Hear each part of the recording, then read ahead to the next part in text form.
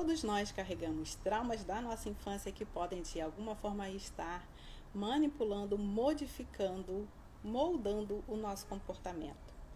Hoje eu quero conversar com você sobre um desses traumas, que é a ferida da traição.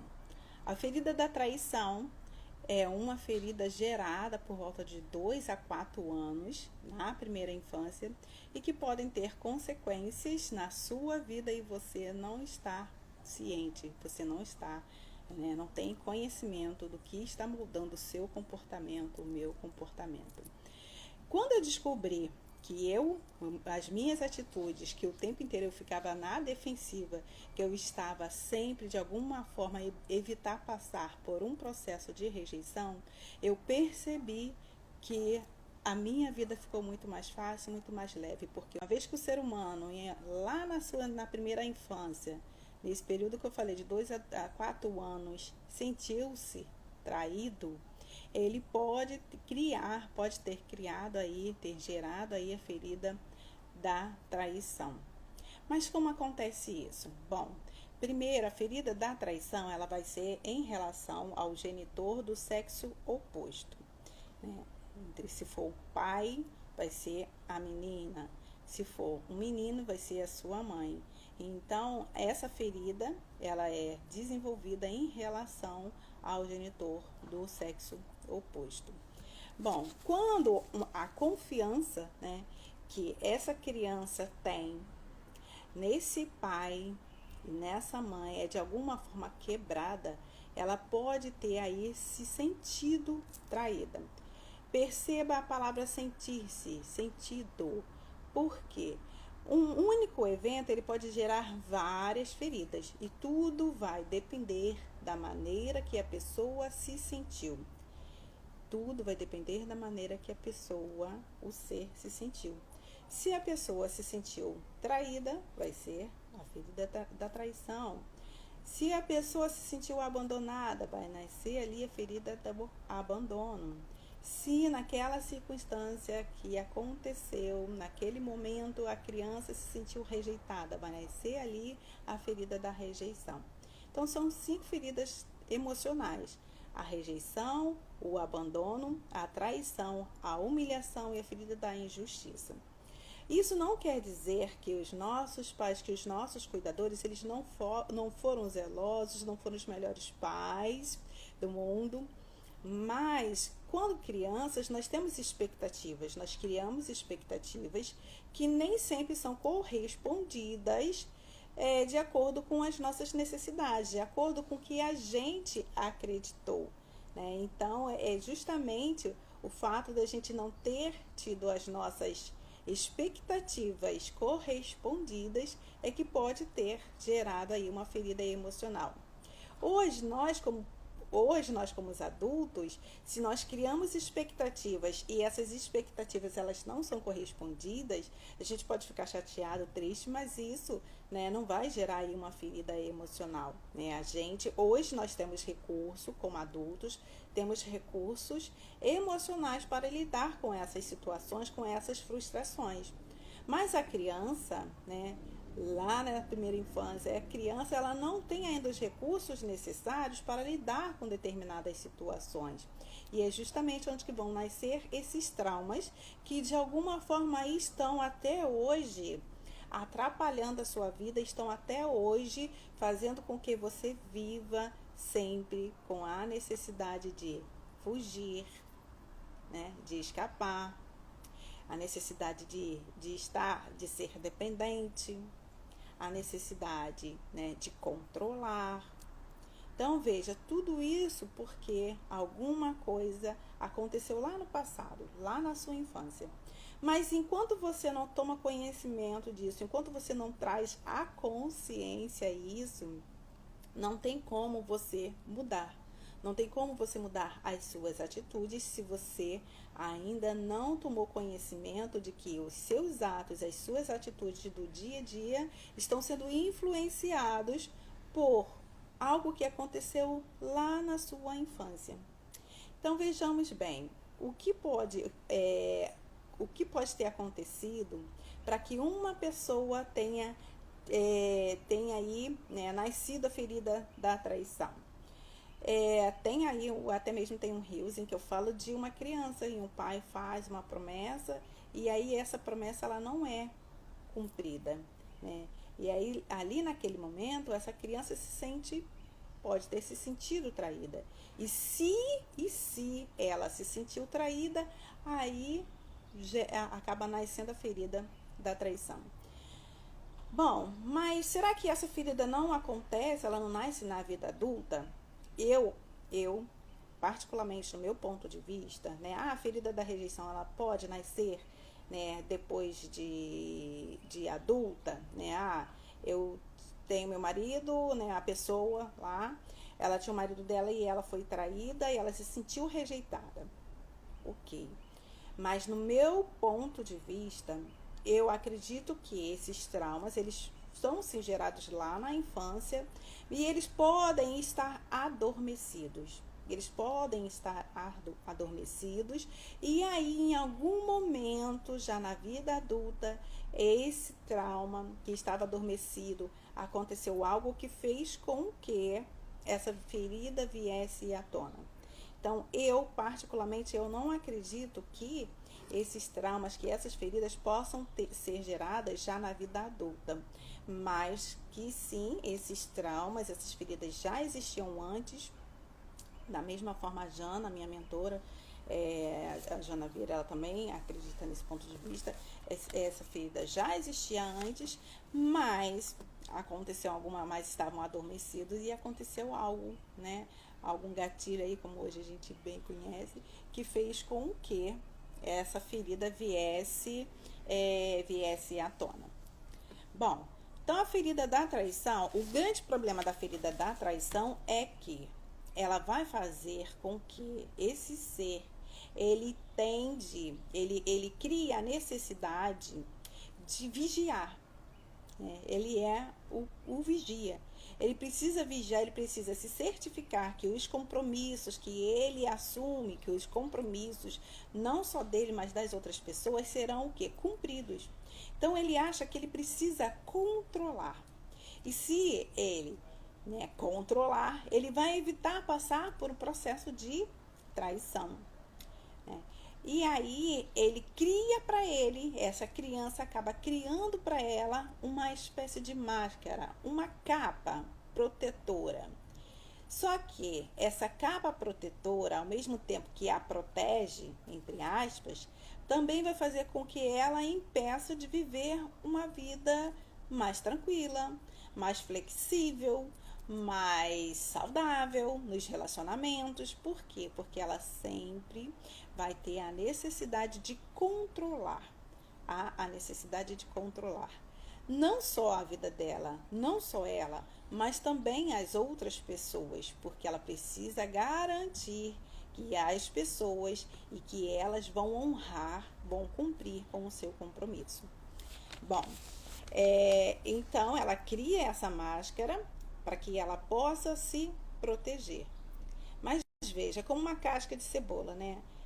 A gente, com uma cebola, a gente vai descascando, tira a primeira camada, que é uma casca, né? Que é a casca não vai servir, serve para fazer um chá, né? A gente tira a segunda camada e enquanto a gente vai tirando a camada, até a gente chegar no miolo, no centro dessa cebola, demora muito, são várias camadas. Então, o que é que acontece com a camada, uma camada protetora? O nome já diz, protege. Ela impede que você chegue ao núcleo, ela impede que chegue ao centro. Então, se você usa uma camada de proteção, você está impedindo que as pessoas tenham acesso ao seu ser, ao seu centro, a sua verdadeira, né, identidade, que impede que você seja de fato, que você mostre verdadeiramente quem você é. Então, uma pessoa que sofre a ferida da traição, ela é uma pessoa sensível, porém, não é perceptível essa sensibilidade, porque ela precisa o tempo inteiro mostrar que ela é uma pessoa forte, que ela é uma pessoa corajosa. E isso impede que as pessoas tenham acesso ao núcleo dela, ao verdadeiro eu dela, que é o quê? É um eu sentido, sofrido, sensível, mas que ela impede que as pessoas tenham acesso. Bem-vinda ao nosso Café com Aromas. Eu estou aqui com a minha xícara de café. Então, hoje o nosso tema é a ferida da traição. Bom, e aí, como vai ser o comportamento dessa pessoa, né? Bom, a primeira coisa que eu falei uma das coisas que eu falei já aqui, é que ela normalmente demonstra força. O próprio corpo dela já vai demonstrar força, né? O corpo dela, você já percebe essa força. Não são pessoas que você olha que são gordas, não, mas são pessoas que demonstram força, né? Tem presença física. E elas são pessoas muito exigentes consigo mesmas. Da mesma forma que elas são exigentes consigo mesmas, elas também serão exigentes com as outras pessoas. E elas têm intolerância a atos de covardia. Se elas acreditam, elas enxergam um ato de covardia como uma traição. E ela se cobra muito, né, acaba se cobrando muito, quando desiste de algum projeto por medo. Então, ela não admite que ela possa desistir de um projeto, né, porque ela estava com medo. Só que o medo, ele existe, ele está dentro de todos nós. É uma emoção, um sentimento que está presente, né? E o medo, muitas vezes, né? Eu ontem fui assistir ao filme Divertidamente com as crianças, né? Algumas crianças da escola dos meus filhos, da turma da Mariana. E o medo estava lá, era uma das emoções, né? E depois de que eu descobri como o medo funciona, hoje em dia, se eu começo a ficar com medo, calma aí, eu já olho, porque hoje eu já sei como o medo funciona. O livro do Joseph Murphy, O Poder do Subconsciente, ele tem um capítulo em que ele fala sobre o medo, né? Que a maior parte dos medos que você tem, eles não serão concretizados. Porque muitas vezes esse medo, ele é apenas na nossa imaginação, ele só existe na nossa cabeça. E por isso que se faz necessário você descobrir, né? Quais são os meus medos?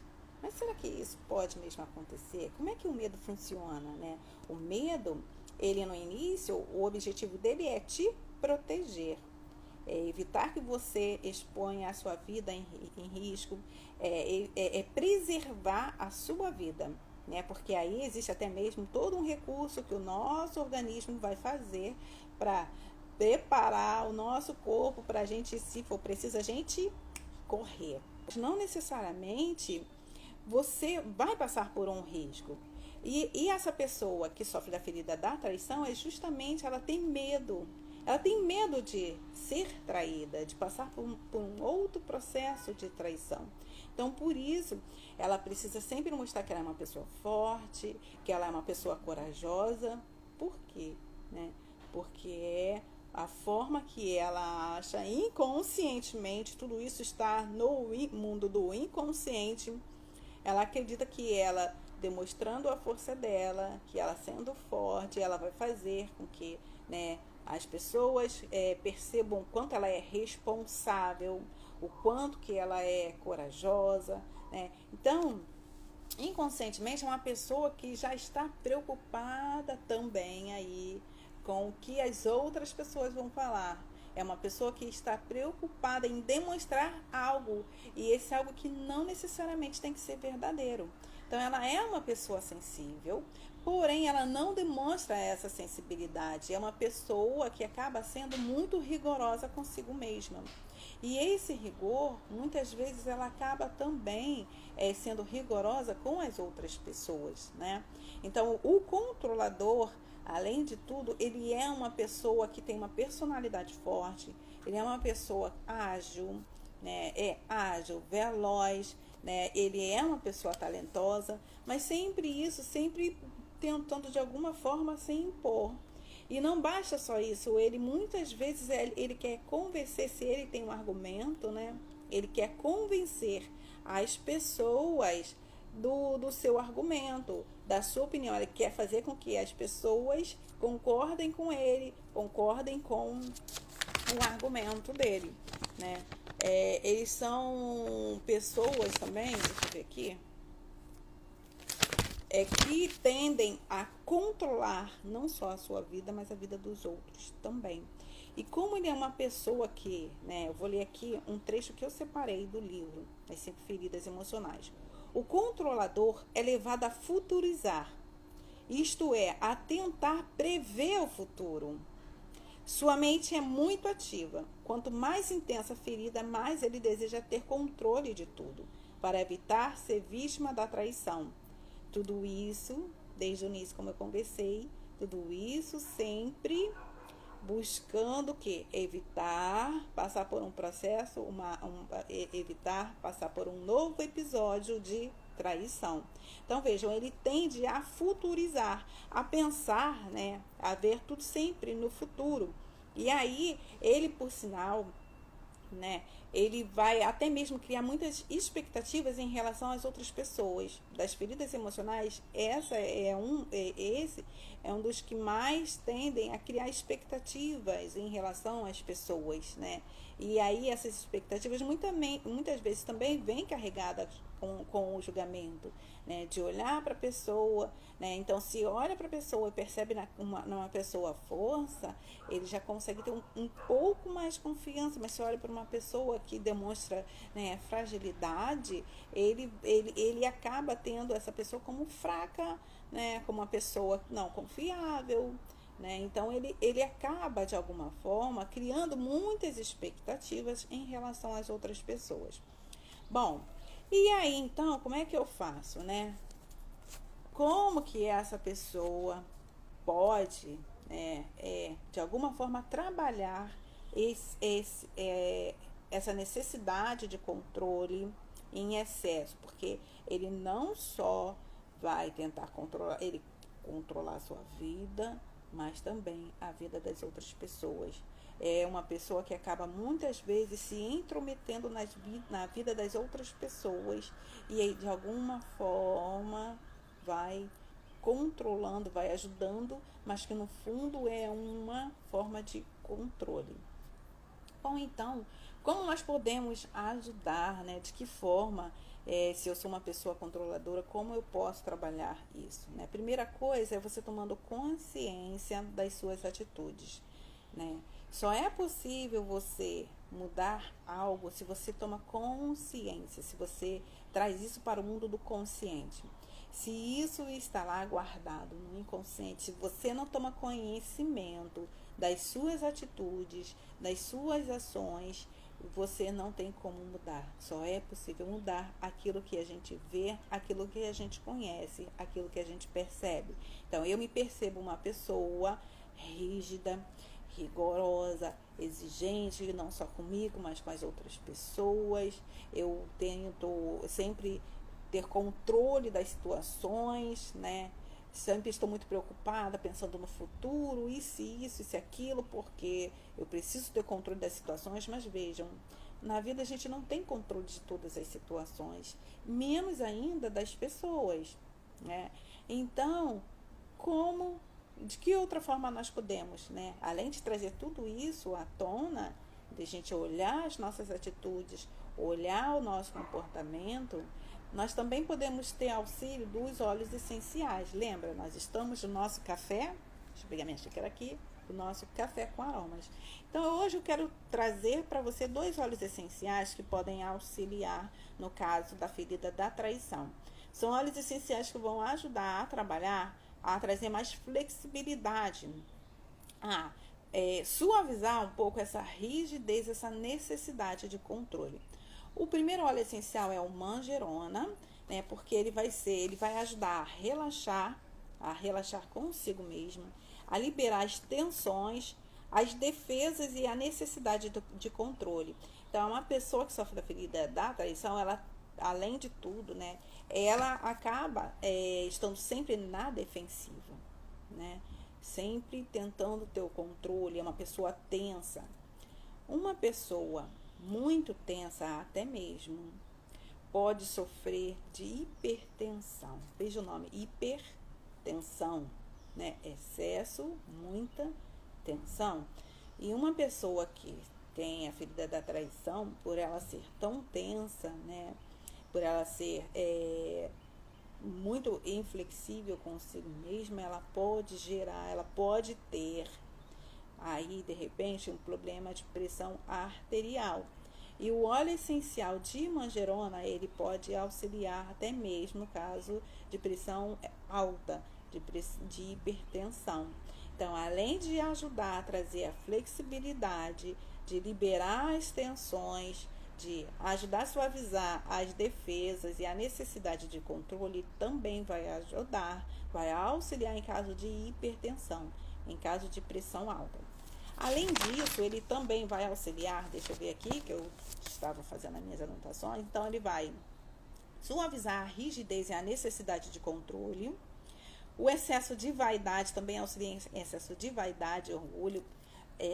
Ele é a pessoa, o controlador, que é assim que se chama, a pessoa que usa a máscara, né, a máscara proveniente da ferida da traição. O controlador, ele é uma pessoa que ele precisa demonstrar que ele é forte, né, que ele precisa demonstrar que é corajoso, né? Então, há aí de alguma forma uma certa vaidade, né, digamos assim. Então, o óleo essencial de manjerona também vai auxiliar, né, no excesso de vaidade, de orgulho. Na ansiedade, lembra que eu falei que ele é uma pessoa que cria expectativas muito em relação às outras pessoas, que ele, né, tende a futurizar muito. Então, o óleo essencial de manjerona vai auxiliar também na questão da ansiedade, do estresse, né? Porque se você está tentando controlar e não consegue ter controle, o que acontece? Você acaba ficando muito estressado, né? Eu percebo que eu já fui uma pessoa muito controladora.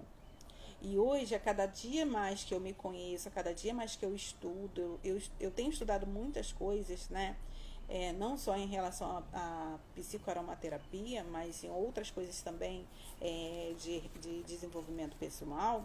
E hoje eu me percebo uma pessoa menos controladora, né? Porque até então eu era uma pessoa muito mais rígida, né? Enfim, né? Até mesmo pelo próprio temperamento, o temperamento colérico já é um temperamento rígido também, né? Então hoje eu me percebo uma pessoa mais flexível, né? Em alguns momentos ainda tem aí, mas hoje eu consigo me ver mais flexível, né? Bom, e aí esse óleo essencial de manjerona, ele também vai ajudar a resgatar a autoestima e a autovalorização, porque o que acontece com essa pessoa que sofre da ferida da traição?